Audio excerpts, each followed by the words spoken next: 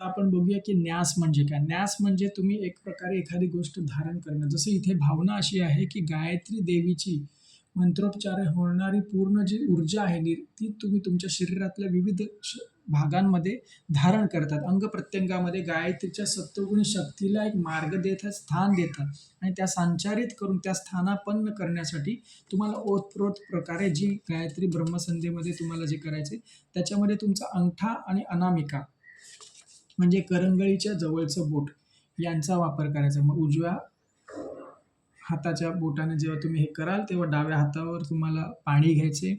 त्याच्यामध्ये तुमचे अनामिका आणि अंगठा अशा प्रकारे बुडवायचं आहे.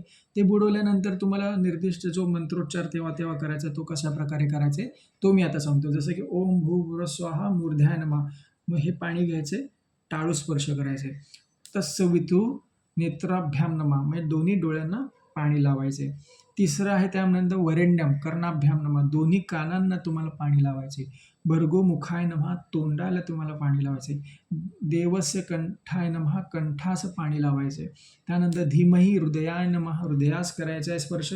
धियो योनामध्ये नाभ्ये नमः. नाभी बेंबीला आपल्याला स्पर्श करायचा आहे आणि प्रचोदयात प्रताप हस्ताभ्याम नमः. दोन्ही दंडानं तुम्हाला स्पर्श करायचा. भूतशुद्धी किंवा गायत्री मंत्र ब्रह्मसंध्या ही लहानशी जरी असली तर ती काही मिनिटांमध्येच ही पूर्णपणे होते.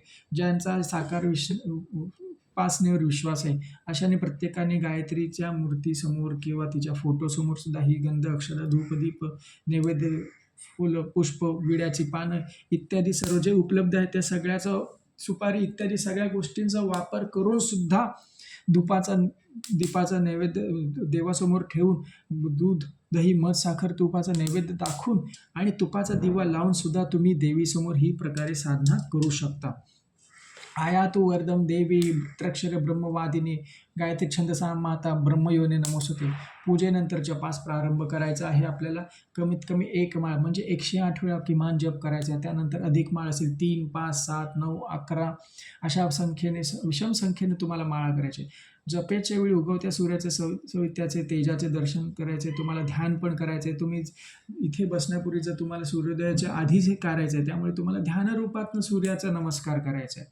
हे सूर्यनमस्कार केल्यानंतर तुम्हाला सूर्याला नमस्कार केल्यानंतर कळत नकळत जर काही चुका झाल्या असेल तर तुम्हाला त्याप्रमाणे तशी एक क्षमा प्रार्थना करायची. जसं की उत्तमे शिखरे देवी भूम्यां पर्वता मूर्धनी ब्राह्मणेभ्यो नियुक्ताज्ञा गच्छ देवी यथा सुखम. ही दैनिक साधना आहे त्यामुळे प्रातःकाळी सकाळी न चुकता तुमच्याकडनं ती शक्य असेल तेव्हा करावी. काहींना सकाळी शक्य असेल तर सकाळी, काही वेळा दोन्ही वेळाही करणारी साधना आहे. त्यानंतर तुम्ही सूर्याकडे बघून गायत्री मंत्र तुळशी किंवा ह्याच्या जो तुमची माळ आहे त्याप्रमाणे त्या करावं आणि सोबत सूर्याला अर्घ्य देणं हे सुद्धा आवश्यक आहे. हे देताना गायत्री मंत्राचं जे चिंतन आहे त्या प्रकारे तुम्ही ते करू शकता. ते त्याचं नामस्मरण काय आहे, त्याचा अभ्यास काय आहे हे तुम्ही करू शकता. जसं की ओम हे परमात्म्याचं रूप आहे, भू हे प्राणस्वरूप आहे, भुव हे दुःखनाशक आहे, स्व हे सुख स्वरूप आहे, तर त्या हे सवितू आहे, तेजस्वी आहे, वर्णन हे श्रेष्ठ आहे, भर्ग हे पापनाशक आहे, देवस्य हे दिव्य आहे, धीमही हे तुमचं धारण करावे, धियो आणि हे बुद्धीचं रूप आहे आणि यो म्हणजे जो नमः म्हणजे आमच्या प्रचोदयात म्हणजे प्रेरित करतो. त्याचा अर्थ सर्वसामान्य भाषेत सर्वसामान्य व्यक्तीसाठी असा की त्या प्राण स्वरूप दुःखनाशक सुख स्वरूप श्रेष्ठ तेजस्वी पापनाशक देवस्वरूप परमात्म्याला आम्ही आपल्या अंतःकरणाने धारण करतो. तो परमात्मा आमच्या बुद्धीला सन्मार्गावर प्रेरित करू. अशा प्रकारचा तुम्ही ईश्वरी दिव्य चिंतन ईश्वराला आपल्या संपूर्ण शरीरात धारण करण्याची ही क्रिया आहे आणि तुमचं शरीर हेच दिव्य शरीर आहे जे तुमच्या गुरूंनी तुमच्या ईश्वराने तुमच्या गायत्री देवीने तुमच्या शरीराचं धारण केलेलं आणि आता ती तुमच्याकडनं साधना करून घेत आहे. हा तुमचा त्याच्यातला भाव असला पाहिजे. ह्या सर्व भावाच्या जोरावरच तुम्हाला विशेष करून पुढच्या गोष्टी साध्य होतात. आता ह्याच्यानंतर तुमचे काही विशेष मंत्र असतात. नित्य हवन विधी जर तुम्ही हवन करणारे असाल जसं की आम्ही सिद्ध अग्निसाक्ष सर्व साधना करतो तर त्यामध्ये कुंडक्या देवी वेदी तुम्ही त्याच्यावर तुम्ही समिधार असाल. अग्निस्थापनेसाठी स्त्रुवा किंवा चमच्यामध्ये कापूर असेल, तुपाची वात असेल, या सगळ्या करून त्यानंतर ओम भूर्भुवः स्वहा स्वदुर्विहा भ्रूमा पृथ्वी वरिण्यमा तस्या ये तस्यास्ते पृथ्वी देवजयानी पृष्ठे अग्निमानमात्य दधे अग्निदूतं परो दधे हव्ययामो ब्रुवे देवांसा अधियाः ओम अग्नये नमः आवाहयामि स्थापयामि ध्यायामि गंधाक्षतां पुष्पाणि धूपं दीपनैवेद्यं समर्पयामि. अशा प्रकारे तुम्ही आवाहन करू शकता. अग्निप्रदीप्तम, समिधामध्ये अग्निप्रदीप्त करण्यासाठी त्याला पंख्याने वारा घालावा व त्यावेळी जो एक विशेष तुम्हाला मंत्र बोलायचा तो असा ओम उद्दिद्स्वाग्ने प्रतिजागृहीतोमिष्टां पुरते सृजेथामयं च अग्निस्थमध्ये अंतुर्धस्मी विश्वदेवाः यस्जन्मान्यश्च सीदत समिधाधानं. त्यानंतर तुम्ही छोट्या छोट्या 4-6 समिधा त्याच्यामध्ये सोडायच्या, त्याच्यावर थोडंसं तूप टाकायचं आहे. मग नंतर तुम्हाला बोलायचं आहे त्या पुढचा मंत्र ओम अयंत इद्म आत्मा जातवेदस्ते धेनस्त्व वर्धस्व चेद्व वर्धनचास्मा प्रज्ञया पशुर्भिर्ब्रह्मस्वर्चसेन नादेन समेधय स्वाहा इदेम अग्नये जातवेदसे इदं न मम ओं समिधाग्निं दुर्वसत धृतिर्बाधिरति तिथम् अस्मिन् हव्या जहोतनजा स्वाहा इदम् अग्नये इदं न मम ओं सुस्मिधाय शुचिसे घृतं त्रिभं जुहोर्तन अग्ने जातवेदसे स्वाहा इदम् अग्नये जातवेदसे इदं न मम ओम त्वा समिद्भिर्गो घृतेन वर्धयामसि भ्रोक्षोसा योविष्ठा स्वाहा इदम अग्ने अंगीरसदे इदम न मम. हे तुम्ही स्वाहाकार आवाहन करू शकता. जलप्रेसचनम, यानंतर तुम्ही आचमन घेऊन पळीमधनं आचमन घ्यायचं. यज्ञकुंडामध्ये 4 दिशांना मंत्रोच्चार करत सोडायचे. ओम आदि पाणी घेतलेले.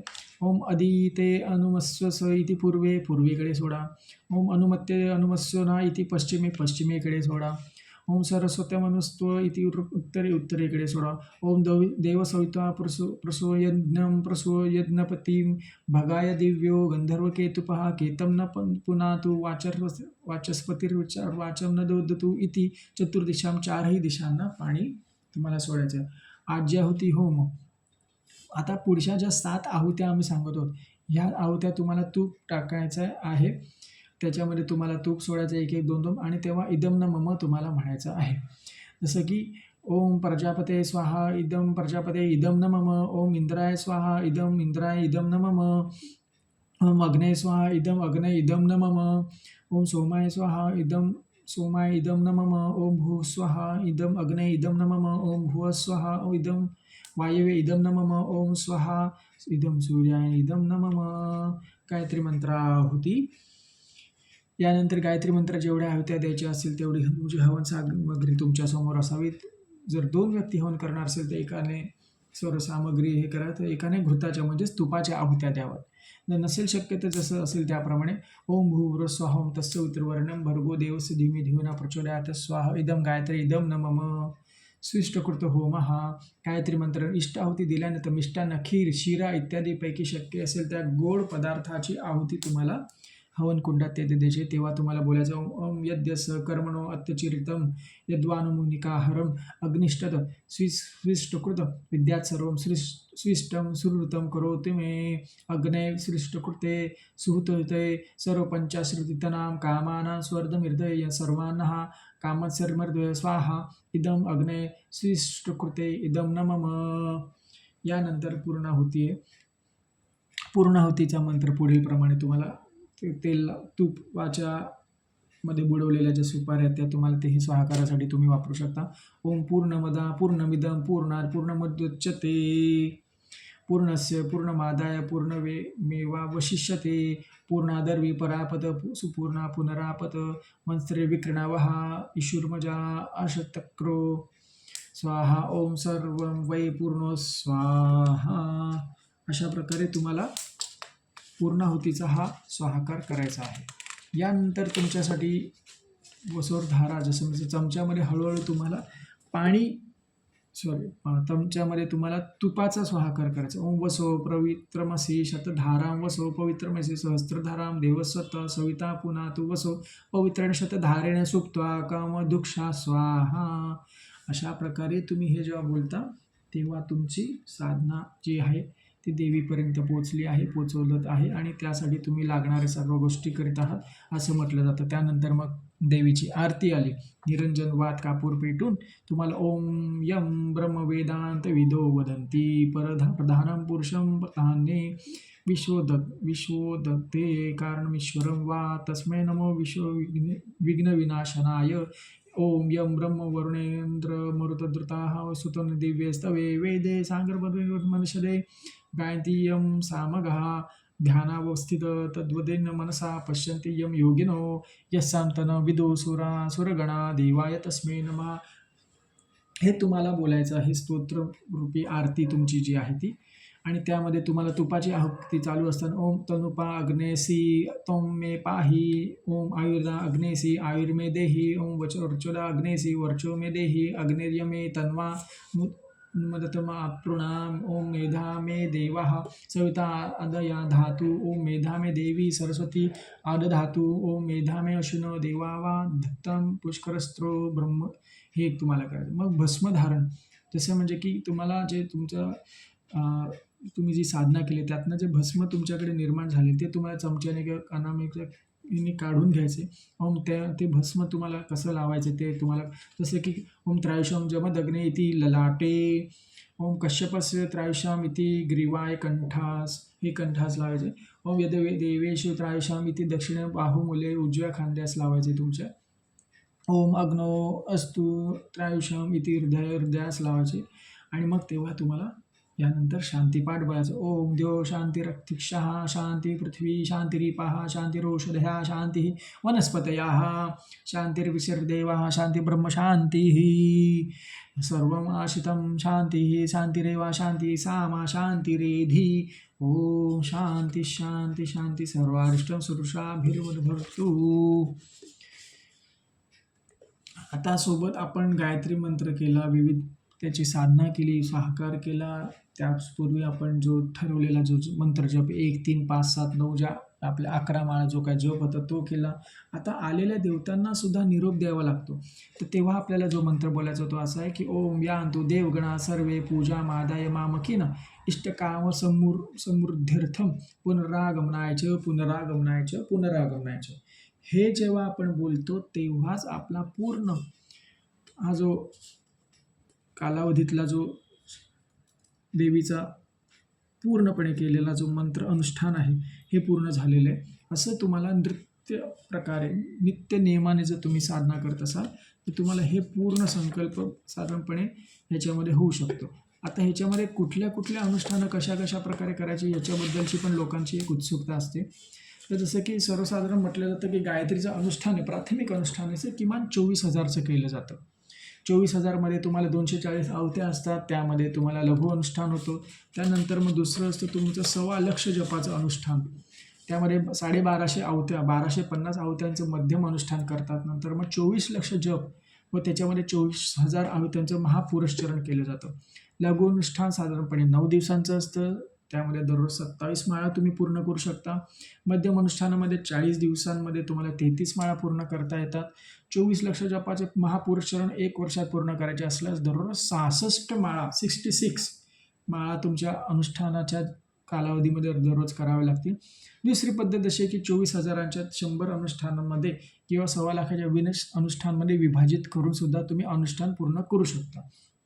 अनुष्ठान सुरू करण्यासाठी कुठलाही शुभ दिवस बघावा. रविवार, गुरुवार, प्रतिपदा, पंचमी, एकादशी, पौर्णिमा या तिथी तुमच्या उत्तम आहेत. त्यासोबत तिथी किंवा वार शुभ असेल तर त्यासोबतच चैत्र व अश्विन नवरात्र 24,000चा जो संकल्प लघु अनुष्ठानाचा आहे त्यासाठी खूप छान कालावधी आहे. तुम्ही त्यासोबतच असे तुमच्या सवडीचे किंवा सुट्टीचे असे दिवस बघू शकता. अनुष्ठान काळात तुम्हाला विशेष काही संकल्प केल्यानंतर, ज्या विशेष कारणासाठी करताय त्याचा संकल्प केल्यानंतर तुम्हाला काही यमनियम ज्याला आपण म्हणतो तेही पाळावे लागतात. जसं की तुम्हाला ब्रह्मचर्य पूर्ण पाळायचं आहे. उपवासासाठी तुम्हाला फळं आहेत, दूध आहे किंवा त्यासोबत काही मोजकीच फळं तुम्ही जसं खाऊ शकता, दही खाऊ शकता, फळांचा रस मिठरीत असं करू शकता. एकावेळी सात्विक भोजन घ्यावं. जमिनीवर किंवा लाकडी पलंगावर झोपायचं. शक्य तेवढे तुमची स्वयंसेवा करायची, स्वतःची कामं करत इतरांकडनं काही कामं करून न घेता स्वतःचं स्वतः करावं. जेवढं शक्य तेवढं मौन बाळगावं, त्यातनं खूप चांगले परिणाम मिळतात. नित्य जपाचे अनुष्ठान देखील स्नान संध्या पूर्ण जप करावं. दररोज हवन करता आलं तर उत्तम आहे. हवनाचं ज्याप्रमाणे असेल ते करावं. नंतर मग भोजन, कन्या भोजन समाप्तीच्या वेळी तुम्ही करू शकता. अनुष्ठान काळात जर तुम्हाला विघ्ने अडथळे येण्याची किंवा चूकभूल होण्याची शक्यता असते, म्हणून अनुष्ठान करायचे असल्यास त्यासोबत तुम्ही विशेष गुरूंकडे संकल्पाचा नारळसुद्धा ठेवू शकता, की तुम्हाला ह्या अनुष्ठानाच्या दृष्टीनं तुम्ही काही प्रकारे तुम्ही हे करू शकतात. रोग निवारण, बुद्धी वृद्धी, राजकीय यश, दारिद्र्याचा नाश, सुसंतती प्राप्ती, शत्रुत्व निवारण अशा अनेक समस्यांचे निवारण करण्यासाठी ह्रीं श्रीं क्लीं ऐं हुं हे जे बीज मंत्र आहेत यांचे सुद्धा अनुष्ठान सोबत केले जातात. हे गायत्रीच्या दृष्टीने तुमचं हे अनुष्ठान फार महत्त्वाचं असतं. नवरात्रातल्या अश्विन आणि चैत्र नवरात्र हे गायत्री अनुष्ठानासाठी अतिशय प्रभावी कालावधी समजला जातो. कारण की मातेचा ह्या पृथ्वी लसावर जो अवतार असतोच त्या कार्यामध्ये तिची साधना जी ऊर्जा आहे ती प्रचंड वाढलेली असते. आणि त्यासाठी तुम्हाला आहुत्या जेव्हा करायला जाते तेव्हा तुम्ही वेगवेगळ्या आहुत्या तुम्ही जेव्हा देता तेव्हा तुमचं त्याच्या प्रमाणामध्ये स्वाहाकारासोबत तुमचं हवनसुद्धा होत असेल तर हे 9च्या 9 दिवस तुम्हाला पर्वणीच समजू शकता. एवढ्या मोठ्या प्रकारे तुमची साधना त्या कालावधीमध्ये होऊ शकतो. तर ही झाली आपली गायत्रीची दैनिक साधना. कशा प्रकारे नित्यनियमाने साधना कशी करायची याबद्दलची माहिती गुरुकृपेने देण्याचा मी प्रयत्न केला असेल. तो ही साधना तुम्हाला समजली असेल तर त्याबद्दल तुम्ही नक्की अनुसरण करा, तिचं आचरण करा. तुम्ही कशी साधना करणार आहात हे कमेंट बॉक्समध्ये सांगा, फोन करून सांगा आणि पण करा. काही चूकभूल होत असेल तर सद्गुरू आपले सामर्थ्यवान आहेत. गायत्री देवी प्रेमळ आहे, ती सर्वांवर बालकाप्रमाणे प्रेम करते. कुठलाही दगाफटका त्रास होणार नाही तुम्हाला. हे गुरूंचं पाठबळ तुमच्या पाठीशी असणारच आहे.